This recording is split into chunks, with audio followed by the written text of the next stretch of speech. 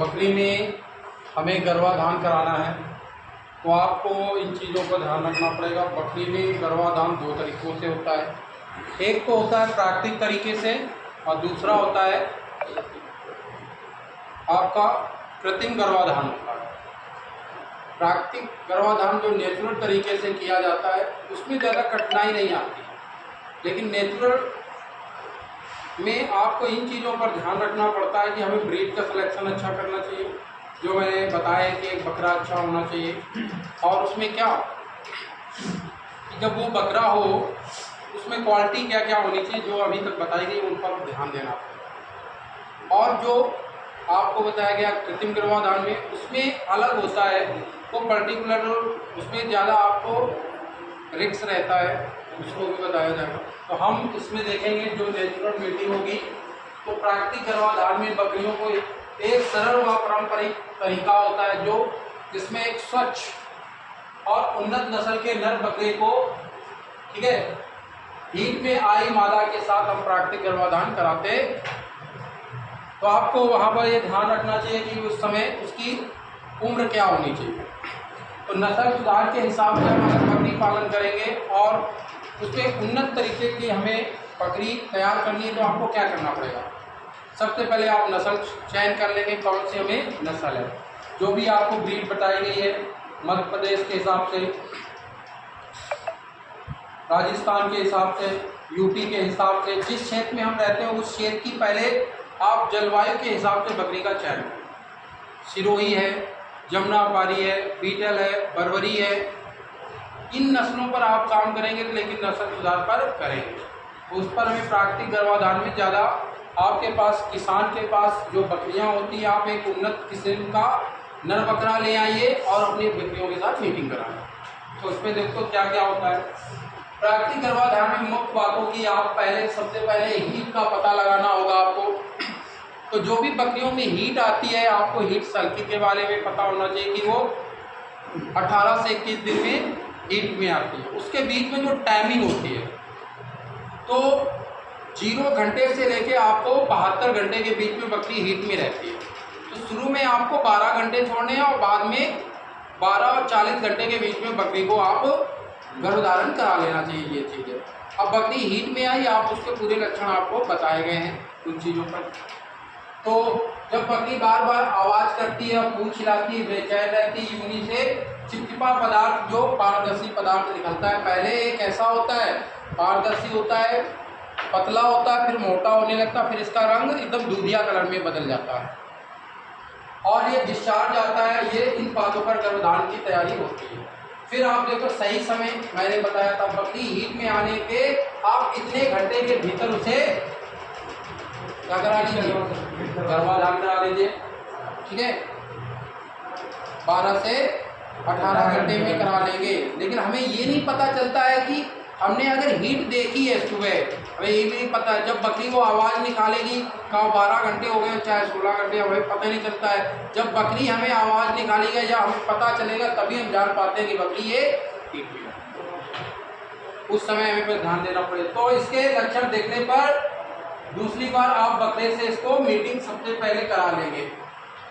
बकरे का चुनाव, बकरा पूरी तरह से स्वस्थ होना चाहिए, सक्रिय होना चाहिए, रोग मुक्त होना चाहिए और 80 शुद्ध अच्छी नस्ल का होना चाहिए। शुद्ध मतलब जिस नस्ल का बकरा इस्तेमाल करोगे उस शुद्धता के पैमाने में अच्छी क्वालिटी का होना चाहिए, ठीक है। इन चीज़ों पर हमने पहले बता रखा है आपको। एक उम्र और स्वास्थ्य, नर और मादा दोनों की उम्र को अच्छी तरह से आपको पता होना चाहिए। अगर छोटी नस्ल की बकरी है तो आपको उसको 10 से 12 माह में पहली बार गर्भ ठहराना है। इसके बाद मध्यम आकार की बकरी है तो 14 से 16 माह में कराना है। इसके बाद बकरी बड़े नस्ल की है तो 18 माह के बाद आपको बकरी को क्या कराना है, गर्भ ठहराना, ये आपको देखना है। और हमें जब ये महीना बकरी कंप्लीट कर लेती है और चीज़ों का ध्यान रखना चाहिए कि बकरी का जब वो मेमना को जब जनेगी या बच्चा पैदा होगा वो अनुकूल मौसम में आना चाहिए। क्या आना चाहिए, अनुकूल मौसम में।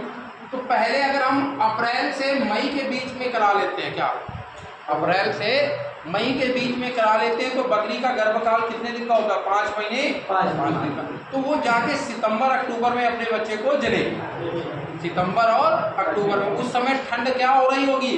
गुलाबी ठंड पड़ रही होगी। इस चीज़ को ध्यान रखेंगे। फिर दूसरा जो हमारा है उसमें हम कैसे कराते हैं? एक आता है सितंबर से अक्टूबर के बीच में। अब बकरी इधर आ गई तो हमें अक्टूबर से नवंबर के बीच में लेना पड़ेगा दूसरा बच्चा। तो उसमें कराएंगे तो हमारा ठंड में बच्चा नहीं आना चाहिए और बारिश में नहीं आना चाहिए और गर्मी के समय में जून और जुलाई के समय बच्चा हमें नहीं लेना है। ऐसे मौसम में लेना है जहां हमें अनुकूल मौसम, प्रतिकूल मौसम में हमें बच्चा नहीं लेना।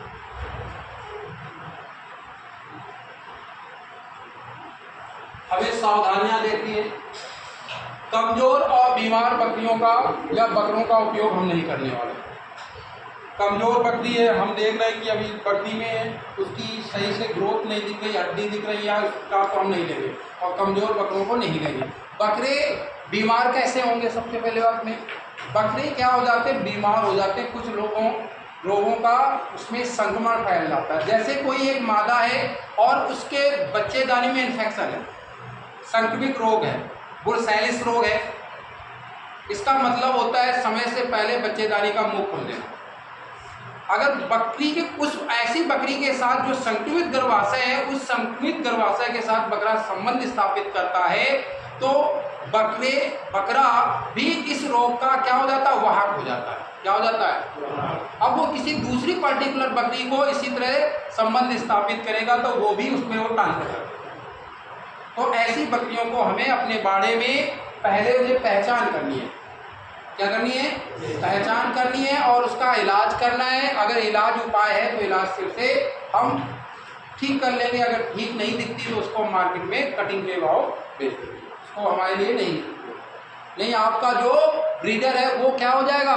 उससे संक्रमित हो जाएगा और जितनी भी बकरियों को क्रॉस करेगा उनको भी क्या कर देगा? इसका वाहक नहीं होना चाहिए। इसके बाद बकरियों में देखो बुर्सैलिस रोग जैसे संक्रमित बीमारियों से बचाने का टीकाकरण भी लगवा सकते हैं। ये टीका कब लगता है? जो बकरी हमारी होती है, जैसे बकरी के बच्चा हुआ 5 से 6 महीने का होता है, 4 से 5-6 महीने के बीच में इसका बुर्सैलिस का एक टीकाकरण लगता है। वो आप लगा लेंगे तो ये बीमारी उसमें ना होने के चांस रहते हैं। इसके बाद यदि आप बकरियों में गर्भधारण के लक्षण, खान पान और बकरी का चयन करने में आपको बहुत ज़्यादा, क्योंकि आप कौन सा करा रहे हैं? ब्रीडिंग करा रहे हैं। क्या करा रहे हैं? और ब्रीडिंग उन्नत तरीके से कर रहे हैं, नस्ल सुधार में कर रहे हैं, तो उसमें बड़ी सावधानियां रखनी पड़ती हैं।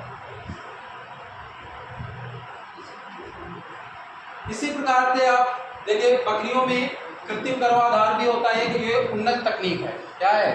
आर्टिफिशियल से तकनीक जो एक उन्नत है। इसमें बुर्सैलिस रोग होने की संभावना नहीं रहती। क्या नहीं? ये बुर्सैलिस रोग जो होता है इसके होने की संभावना ना भी बराबर है, क्योंकि इसमें सीधे ऐसे फिट बकरे की और रोग मुक्त बकरे का ही बीज निकाला जाता है। अब यहाँ बकरे का इस्तेमाल नहीं किया जा रहा, यहाँ उपकरणों द्वारा क्या डाला जाएगा? बकरी के बच्चेदानी में सीधे एंटर कर दिया जाता है सीमन। तो उसमें कृत्रिम गर्भाधान में हमें सावधानियां होंगी, वो देखेंगे।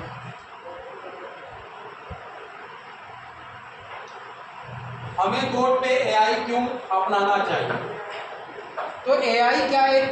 उन्नत नस्ल के हम ब्रीड को अपने आप डेवलपमेंट कर सकते हैं, वो भी अपग्रेड ब्रीडिंग के जरिए। अगर हम उसमें अपग्रेड ब्रीडिंग करते हैं, क्रॉस ब्रीडिंग के जरिए उसमें लाइन ब्रीडिंग में प्रवेश करते हैं। पहले हम क्रॉस ब्रीडिंग करेंगे। क्रॉस ब्रीडिंग में पर्टिकुलर एक ही नर को बार बार उपयोग करके उस लाइन में चलेंगे और कुछ 6 पीढ़ियों बाद हमें अपग्रेड ब्रीडिंग से उसी नस्ल का एक ब्रीड अपने आप मिल जाएगी, पेवर्टी के अनुसार मिल जाएगी। वो इसमें आपको बताया गया है। इसमें देख सकते हैं स्थानीय बकरी और बीटल या सिरोही बकरी का हम संस्करण करते हैं, मतलब हाइब्रिडाइजेशन करते हैं, हाइब्रिड ब्रीड या क्रॉस ब्रीड करते हैं। अधिक प्रजनन वाली क्षमता वाली स्थानीय जैसे असम पहाड़ की एक बकरी का यहाँ पर बताया गया है। और व्यावसायिक बकरी पालन में हमें इन चीज़ों को विशेष ध्यान देना पड़ता है। अब बकरी है कहीं असम में, कहीं असम के पहाड़ में स्थित है, या कहीं दूर दराज में, हम बकरी को नहीं उसका सीमन मंगा सकते। क्या मंगा सकते हैं? सीमन मंगा सकते हैं। क्या मंगा सकते हैं? लेकिन सीमन मंगाने में अब बहुत सरकार इस पर काम कर रही है, सीमन भी आ रहा है कहीं। राज्य में प्राकृतिक प्रजनन के लिए श्रेष्ठ आनुवांशिक संरचना वाले नर पशुओं की कमी है। क्या है? कमी है। हमारे यहाँ इसकी क्या है? कमी है। हमारे पास श्रेष्ठ नहीं, हमें कहीं से लाना पड़ेगा। अपने राज्य में तो मिलने वाला नहीं, अपने राज्य में होगा तो वो इनब्लीडिंग का शिकार होगा, हमें बाहर से लाना पड़ेगा। वहाँ भी देखना चाहिए कि इनब्लीडिंग का शिकार तो नहीं है। कृत्रिम एआई एक मूल्यवान पशुओं में प्रजनन सेवाओं की संख्या को कई गुना बढ़ाने में मदद कर सकता। किसान के पास भेड़ का झुंड छोटा होता है, इसलिए वह प्रजनन के लिए नर बकरे को रखना कम खर्चे वहन कर सकते हैं। कहने का मतलब है जब आपके पास बकरी बकरे भेड़ का कोई छोटा समूह है, आप वहाँ पर क्या नहीं रख सकते हैं? नर नहीं रख सकते। वो खर्चा करना और परेशान भी करता, उसको इनब्रीडिंग फिर रोकना बड़ा कठिन होता। तो आप ऐसे परिस्थिति में क्या करेंगे? आप ऐसे सीमन का इस्तेमाल भी कर सकते हैं। गर्मी के लक्षण स्पष्ट होने पर मध्य में आई मादा हिरणी को आसानी से पहचाना जा सकता है। जो बकरी है उसमें मैंने कहा था बकरी को हिरण का इस्तेमाल शब्द करेंगे कहीं कहीं, और बकरी के लिए हिरणी का इस्तेमाल करते हैं। जब बकरी गर्मी में आती है, उसकी जो हीट बताते हैं कि बकरी बार बार पूंछ हिलाएगी और बकरे के संपर्क में आने पर और ज़्यादा पूंछ हिलाएगी, ठीक है। और बकरी बेचैन अलग थलग पड़ती है, अलग हो जाती है और बेचैन हो जाती है और आवाज़ निकालती है, मिमिहाना बोलते हैं। ये मैंने बताया। फिर क्या बताया कि बकरी बार बार पेशाब करेगी। क्या करेगी? पेशाब करेगी। और दूसरी बकरियों पर वो क्या करेगी? चढ़ेगी, उतरेगी, या अन्य बकरियों को ऊपर चढ़ने की आज़ादी दे देगी और बकरे के संपर्क में जाके वो क्या करेगी? हाँ, और या डिस्चार्ज डालती है।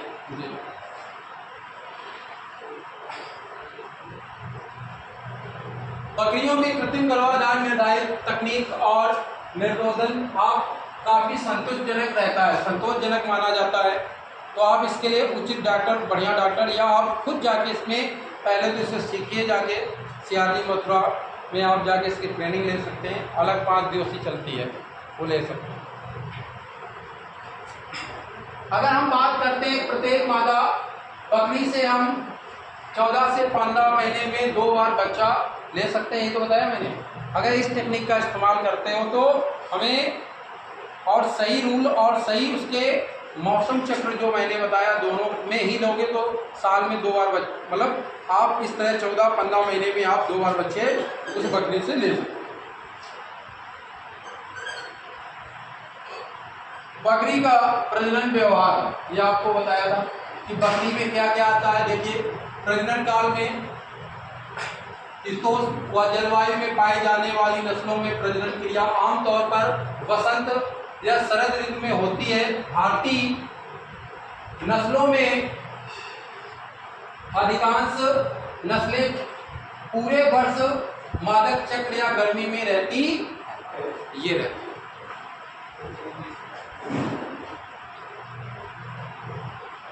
मादा बकरी में गर्मी के लक्षण मैंने बताया, बेचैनी, कम खाना, बार बार और एक अजीब तरह की मिमियाती है, बार बार पेशाब करती है और पूंछ हिलाती है। यूनी से सूजन आ जाती है और यूनी से म्यूक्लेस का नम होना और गुलाबी हो जाना, मैंने कहा लालिमा आ जाती है।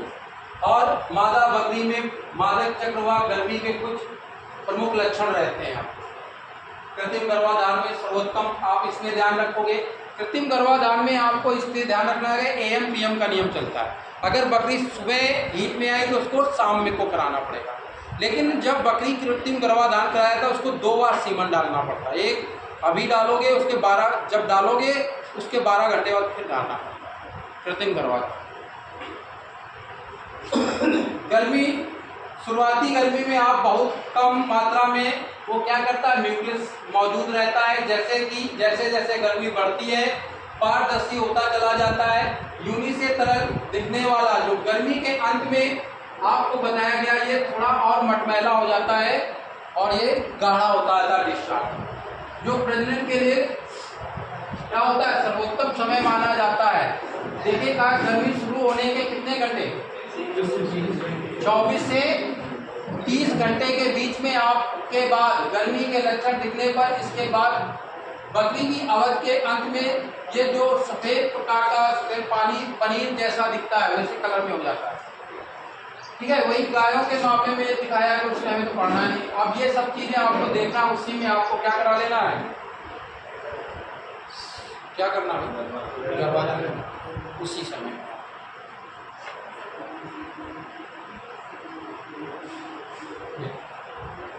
बकरियों में कृत्रिम गर्भाधान, अभी जो डिस्क्रिप्शन लिखाएंगे यही। बकरियों में गर्भाधान बकरी पालन में इस्तेमाल की जाने वाली एक उन्नत प्रजनन तकनीक है, ये मैंने बताया, और जिसको उद्देश्य अनुवांशिकों में सुधार करना, उत्पादन क्षमता बढ़ाना। यही तो हमें चाहते हैं कि अगली जो हमारी नस्ल है वो बेहतर होनी चाहिए, हर बार बेहतर होती चली जाए उसकी जो हमारी जनरेशन आती है, एक जनरेशन के बाद दूसरी जनरेशन, तीसरी जनरेशन, हमें इस पर काम करना है। बकरी पालन ना कि हमें उन्नत नस्ल सुधार करना है और नस्ल सुधार में एक बेहतर सुधार करना है। ऐसा नहीं कि आप जैसे जो हमारा पीढ़ी दर पीढ़ी पहले पुराने तरीके से किया जा रहा था, आज वो देख लो हमारे यहाँ की नस्लें कैसी हो चुकी है, छोटी हो चुकी हैं, उनकी हाइट गायब हो चुकी है, बच्चे देने की कैपेसिटी जा रही है और बार बार बीमार पड़ती हैं और कम दूध होता चला जा रहा है पर्टिकुलर नस्ल। तो हमने नस्ल सुधार पर काम नहीं किया, अब आपको मौका मिला है तो आप अपने यहाँ जो भी ब्रीडिंग करें उसमें नस्ल सुधार पर ही काम करेंगे। नस्ल सुधार पर धीरे धीरे उस बकरी की नस्ल में सुधार आएगा तो उसमें हाइट बढ़ेगी, बच्चों की संख्या बढ़ेगी, बच्चों का वजन बढ़ेगा, दूध की क्षमता बढ़ेगी, बीमारियों से लड़ने की क्या बढ़ेगी, क्षमता भी हो जाएगी, इंक्रीज कर जाएगी। तो हमें इन चीज़ों पर विशेष ध्यान देना है। नस्ल सुधार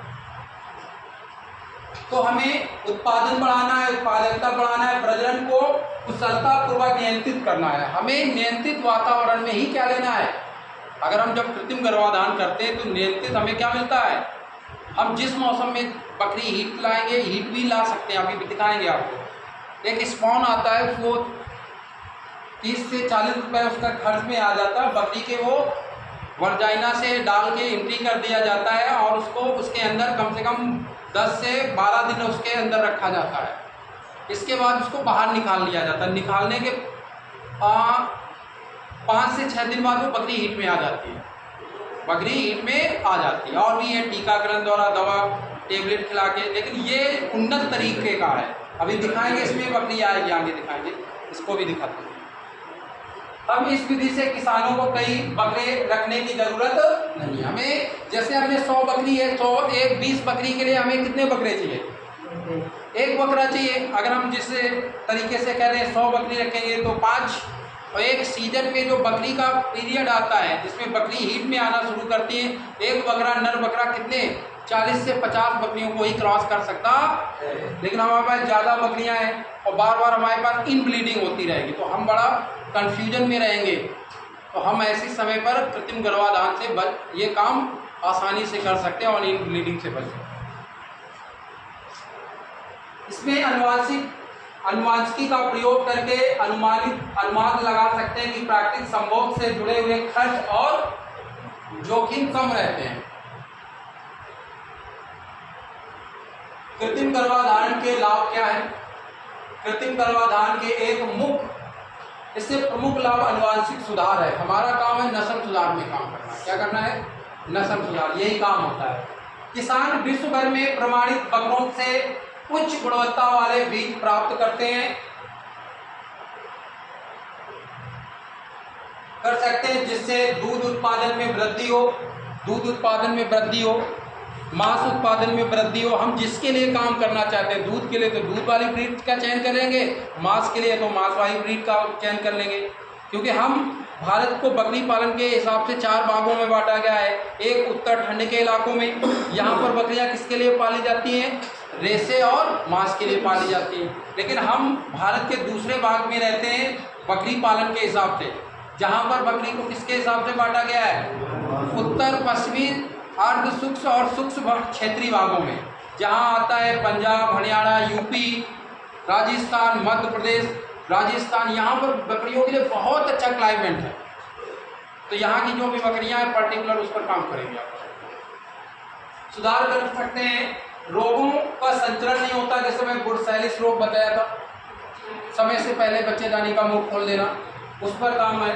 खतरे कम रहते हैं, प्राकृतिक संभोग में आम होता है, ये रोग फैलाना आम होता है, लेकिन इसमें रोग नहीं फैलाए जा सकते हैं, इसको पहले ही हम अलग कर लेते हैं। इसके अतिरिक्त यह प्रजनन ऋतु पर बेहतर नियंत्रण को अनुमति देता है, जिससे बकरियों के जन्म का समय समकालीन होता है, हो जाता है, कृषि प्रबंधन अधिक कुशल हो जाता है। जो बकरी की फार्मिंग कर रहे हैं उसी को कृषि कह रहे हैं, उसकी करना है, वही मैंने कहा अनुकूल मौसम में, वही कहना देखो